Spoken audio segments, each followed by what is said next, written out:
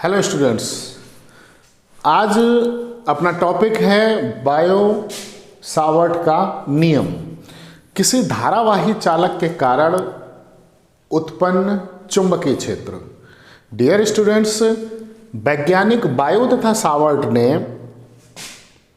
किसी धारावाही चालक के कारण उत्पन्न चुंबकीय क्षेत्र के बारे में बहुत से प्रयोग किए और उन प्रयोगों के आधार पर जो निष्कर्ष निकाले और उन निष्कर्षों में जो संबंध स्थापित हुआ उसी संबंध को बोलते हैं बायो तथा सावर्ट का नियम। डियर स्टूडेंट्स, इसको समझने से पहले हम आपको समझाना चाहेंगे चुंबकीय क्षेत्र। जी हाँ, मैग्नेटिक फील्ड। डियर स्टूडेंट्स, वैसे बड़ी साधारण सी डेफिनेशन है चुंबकीय क्षेत्र के बारे में कि किसी चुंबक के चारों ओर का वह क्षेत्र जिसमें उसके प्रभाव का अनुभव किया जा सके चुंबकीय क्षेत्र कहलाता है।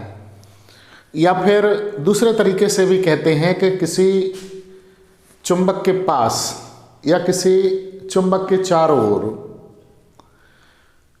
यदि हम किसी चुंबकीय सुई को स्वतंत्रता पूर्वक लटकाएं तो उस चुंबकीय सुई पर एक बल आघूर्ण कार्य करने लगता है जो चुंबकीय सुई को एक निश्चित दिशा में ठहरा देता है। यह भी चुंबकीय क्षेत्र की डेफिनेशन है, इसको भी चुंबकीय क्षेत्र ही कहते हैं। लेकिन स्टूडेंट्स, सच्चाई ये है कि जब आवेश, जी हाँ चार्ज, गतिमान होता है, किसी चालक में प्रवाहित हो रहा होता है, तब उसके चारों ओर चुंबकीय क्षेत्र होता है। और जब आवेश किसी चालक पर स्थिर अवस्था में होता है, स्थिर होता है, चालक पर उपस्थित होता है, तब हम उसके चारों ओर बोलते हैं कि इसके चारों ओर वैद्युत क्षेत्र है। वैद्युत क्षेत्र और चुंबकीय क्षेत्र में स्टूडेंट्स अंतर समझ लीजिए। वैद्युत क्षेत्र का मतलब ये है कि जैसे मान लीजिए कि ये चालक है और ये स्थिर है और इस पर आवेश है, चाहे वो धन आवेश हो या ऋण आवेश हो, तो इसके चारों ओर चुंबकीय क्षेत्र, इसके चारों ओर वैद्युत क्षेत्र होगा। डियर स्टूडेंट्स, यदि कोई हम चालक तार ले लें लंबा और उसमें आवेश निरंतर प्रवाहित हो रहा है, तब जब आवेश गतिमान अवस्था में है तब उसके चारों ओर चुंबकीय क्षेत्र होगा। जी हाँ, मैग्नेटिक फील्ड। बायो सावर्ट ने जो प्रयोग किए उसके आधार पर एक धारावाही चालक लिया, ए बी धारावाही चालक कंडक्टर, अर्थात जिसमें मुक्त इलेक्ट्रॉन पर्याप्त हैं और जिसमें विद्युत धारा का प्रवाह बड़ी ही आसानी से हो सकता है। धारावाही चालक अर्थात इसमें धारा प्रवाहित हो रही है। और जो चालक तार दिया है वो है ए बी और इसमें जो धारा प्रवाहित हो रही है वो है आई। अब इस धारावाही चालक पर कोई एक अल्पांश ले लिया है, ये यहाँ से लेके यहाँ तक, और इस अल्पांश की जो लंबाई है वो है डेल्टा एल। इस अल्पांश से, अल्पांश का मतलब ये धारावाही चालक काफ़ी बड़ा है, उसका एक सूक्ष्म खंड ले लिया, छोटा सा पार्ट ले लिया। इस अल्पांश से आर दूरी पर स्थित कोई बिंदु P है जहां पर उत्पन्न चुंबकीय क्षेत्र डेल्टा V, जहां पर उत्पन्न चुंबकीय क्षेत्र डेल्टा V निम्न बातों पर निर्भर करता है। सबसे पहले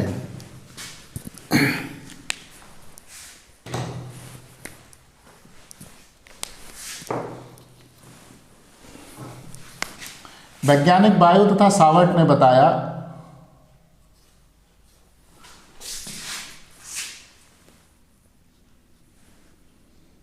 कि अल्पांश, फिर एक बार समझ लीजिए कि ये कोई चालक तार है ए बी जिसमें आई धारा प्रवाहित हो रही है। इस चालक तार पर एक अल्पांश ले लिया है डेल्टा एल। इस अल्पांश से आर दूरी पर स्थित कोई बिंदु P है जहां पर उत्पन्न चुंबकीय क्षेत्र डेल्टा बी चालक तार में प्रवाहित धारा I के अनुक्रमानुपाती होता है, अर्थात डेल्टा बी प्रोपोर्शनल आई,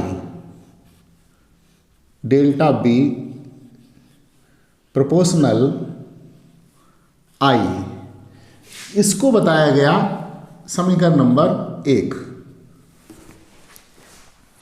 इसके पश्चात वैज्ञानिक बायो तथा सावर्ट ने यह बताया कि अल्पांश से r दूरी पर स्थित किसी बिंदु P पर उत्पन्न चुंबकीय क्षेत्र डेल्टा B अल्पांश की लंबाई डेल्टा L के अनुक्रमानुपाती होता है। दूसरी बात, यानी कि delta B is proportional delta L, इसको इक्वेशन सेकंड मान लेते हैं। फिर एक बार समझ लीजिए कि अल्पांश डेल्टा L से r दूरी पर स्थित किसी बिंदु P पर उत्पन्न चुंबकीय क्षेत्र, एक बात ध्यान रखिएगा कि हम निकाल क्या रहे हैं, ये कोई चालक तार है जिसमें I धारा प्रवाहित हो रही है, तो हो गया धारावाही चालक। धारावाही चालक के कारण उत्पन्न चुंबकीय क्षेत्र, उसके चारों ओर उत्पन्न चुंबकीय क्षेत्र।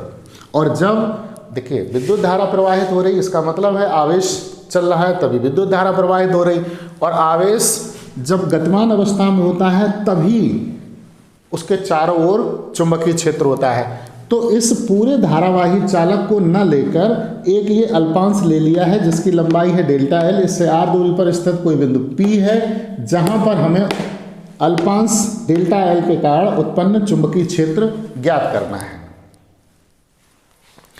तो बिंदु P पर उत्पन्न चुंबकीय क्षेत्र डेल्टा B चालक तार में प्रवाहित धारा I के अनुक्रमानुपाती होता है। तो हमने लिख दिया delta B is proportional I, इसको इक्वेशन नंबर फर्स्ट भी दे दिया। दूसरी बात कि बिंदु P पर उत्पन्न चुंबकीय क्षेत्र डेल्टा V अल्पांश की लंबाई, जी हाँ, अल्पांश की लंबाई डेल्टा L के अनुक्रमानुपाती होता है। तो हमने delta V proportional delta L, इसे इक्वेशन नंबर 2 दे दिया। तीसरी बात,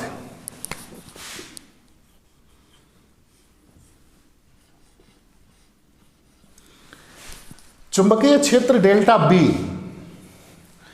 अल्पांश की लंबाई तथा अल्पांश से बिंदु P को मिलाने वाली रेखा के मध्य बने कोण थीटा की ज्या के अनुक्रमानुपाती होता है, अर्थात डेल्टा B इज प्रोपोर्शनल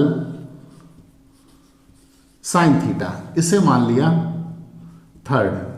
एक बार फिर इसको समझ लीजिए, बिंदु P पर उत्पन्न चुंबकीय क्षेत्र डेल्टा B अल्पांश की लंबाई डेल्टा L तथा अल्पांश से बिंदु P को मिलाने वाली रेखा के मध्य बनने वाले कोण थीटा की ज्या अर्थात साइन के अनुक्रमानुपाती होता है। चौथा नियम, चौथी बात, चुंबकीय क्षेत्र डेल्टा B अल्पांश से बिंदु P को मिलाने वाली रेखा या बिंदु P तक की दूरी के वर्ग के व्युत्क्रमानुपाती होता है, अर्थात delta B is proportional 1/r²। Equation number 4। इन चारों समीकरणों को मिला देंगे। उपरोक्त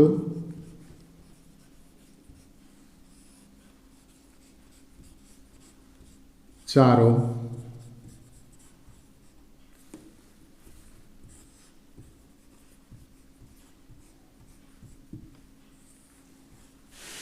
को मिलाने पर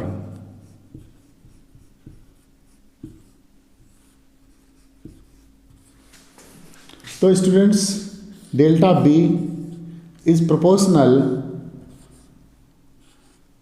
I delta L sine theta upon r²।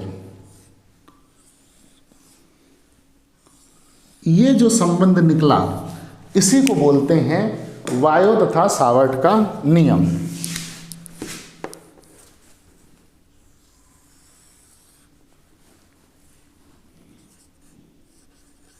यह संबंध ही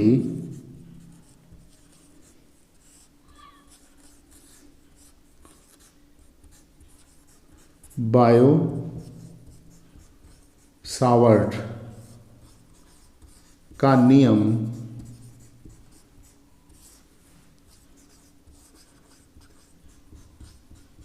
कहलाता है। स्टूडेंट्स, एक बार फिर समझ लीजिए, हम जो ज्ञात कर रहे थे कि किसी धारावाही चालक के कारण उत्पन्न चुंबकीय क्षेत्र, धारावाही चालक का मतलब किसी चालक में जब विद्युत धारा प्रवाहित हो रही है तो उसे हम धारावाही चालक बोल देंगे। धारा प्रवाहित हो रही, इसका मतलब आवेश चल रहा है, आवेश प्रवाह में है। जब आवेश गतिमान होता है किसी चालक तार में तो उसके चारों ओर चुंबकीय क्षेत्र उत्पन्न होता है। तो कोई धारावाही चालक है AB, इस पर एक सूक्ष्म खंड इसका ले लिया जिसकी लंबाई है डेल्टा L। अल्पांश या जो चालक तार का या धारावाही चालक का जो सूक्ष्म खंड लिया डेल्टा L, उससे r दूरी पर स्थित कोई बिंदु P है जहां पर उत्पन्न चुंबकीय क्षेत्र डेल्टा B है। यह डेल्टा B जो उत्पन्न चुंबकीय क्षेत्र है धारावाही चालक के अल्पांश डेल्टा L के कारण, वो चार बातों पर निर्भर करता है। चुंबकीय क्षेत्र डेल्टा B चालक तार में प्रवाहित धारा I के अनुक्रमानुपाती होता है, अर्थात delta B is proportional I। दूसरी बात, चुंबकीय क्षेत्र डेल्टा B अल्पांश की लंबाई डेल्टा L के अनुक्रमानुपाती होता है। तीसरी बात, चुंबकीय क्षेत्र डेल्टा B अल्पांश की लंबाई तथा अल्पांश से बिंदु P को मिलाने वाली रेखा के मध्य बने कोण थीटा की ज्या के अनुक्रमानुपाती होता है, अर्थात delta B is proportional sine theta. चौथी बात, चुंबकीय क्षेत्र डेल्टा B अल्पांश से बिंदु P को मिलाने वाली रेखा के जो रेखा है उसकी दूरी के वर्ग के व्युत्क्रमानुपाती होता है, अर्थात डेल्टा V प्रोपोर्शनल 1/r²। इसे इक्वेशन नंबर 1, 2, 3, 4 इस तरीके से दे दिए। उपरोक्त चारों समीकरणों को मिला दिया तो delta V is proportional I delta L sine theta upon r²। ये संबंध ही वायो सावर्ट का नियम कहलाता है। डियर स्टूडेंट्स, इसे हम इस तरीके से भी लिख सकते हैं,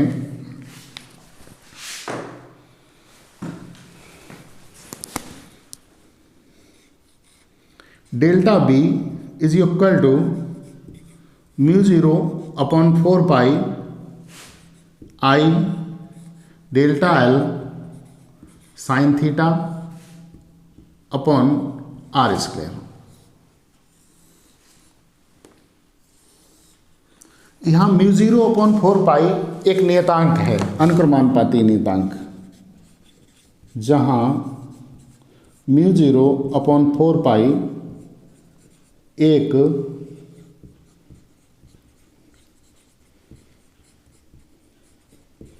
अनुक्रमानुपाती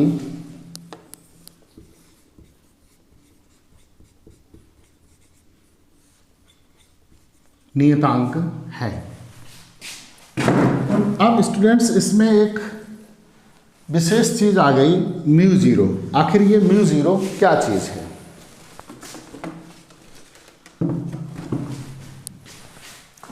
डियर स्टूडेंट्स, जो μ0 है इसे बोलते हैं चुंबकशीलता। जी हाँ, माध्यम की चुंबकशीलता। यदि माध्यम वायु अथवा निर्वात हो तो, यदि माध्यम वायु अथवा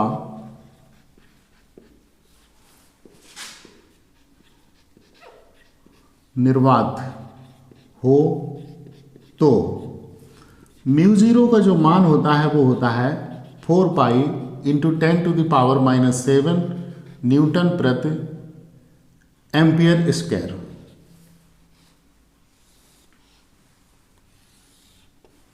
अगर हम μ0 की विमा निकालना चाहें तो इस तरीके से निकाल सकते हैं। μ0 की विमा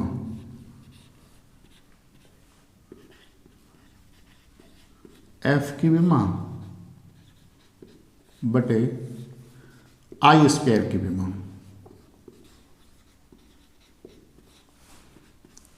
बल एफ की विमा हो जाएगी MLT - 2 और ये हो जाएगी A2। इसको जब व्यवस्थित करेंगे तो MLT